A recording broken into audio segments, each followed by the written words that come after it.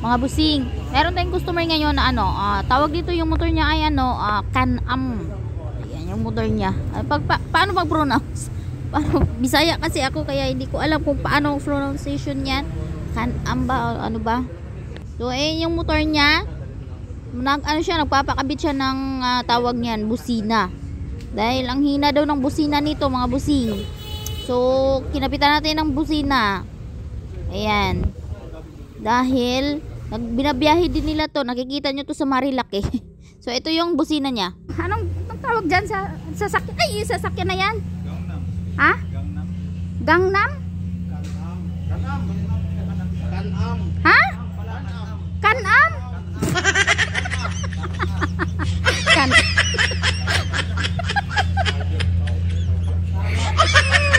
Okay, so ayan. Kinapitan natin ng Pia horn. Ayan. Busina niya mga busing dahil yung may umaangal. Kaya yan Can-Am, Canada, tsaka Amerika. Oh. Can-Am. Obo. Amerika, di ba? Busina mo ba? Ge. Ge. Oh, lakas. Posible namang hindi pa nila marinig yan. Posible hindi marinig yan.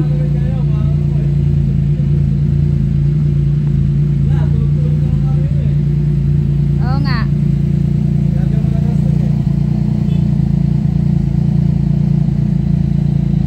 Oh, okay na siya mga busing. Pinapitan natin ng busina kasi umaangal yung may-ari. Mahina daw masyado. Malakas lang yung tunog, mahina yung tunog ng niyan.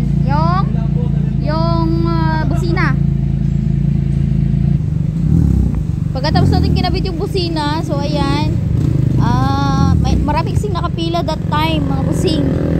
Kasi tawag niya, napakalaki pala niya, no?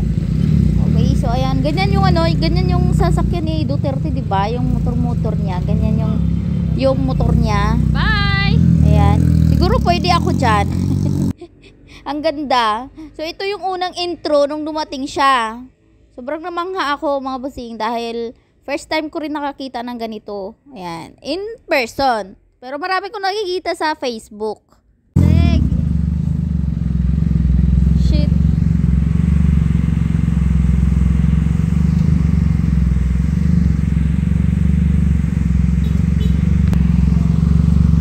Abi, ang ganda. Jay pa to ng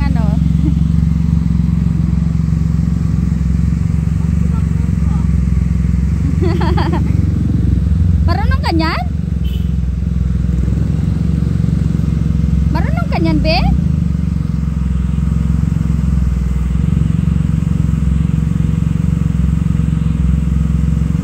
Marunong ka niyan? Nakabiyay pa to. Galing pa ata tong Las Peñas eh. Galing pa to ng Las Piñas.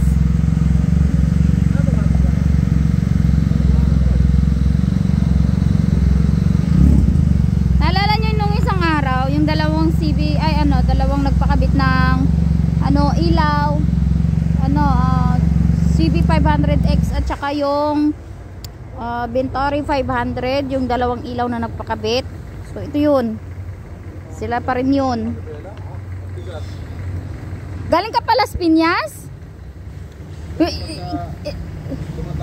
Sa pasok sa to, no? Inlex? Expressway? No? Ito yung nabol natin dati. Oh? Ang ganda pala. Ang ganda naman pala nito. Grabe, ang ganda. Galing, di ba? Ang ganda, guys. Oh.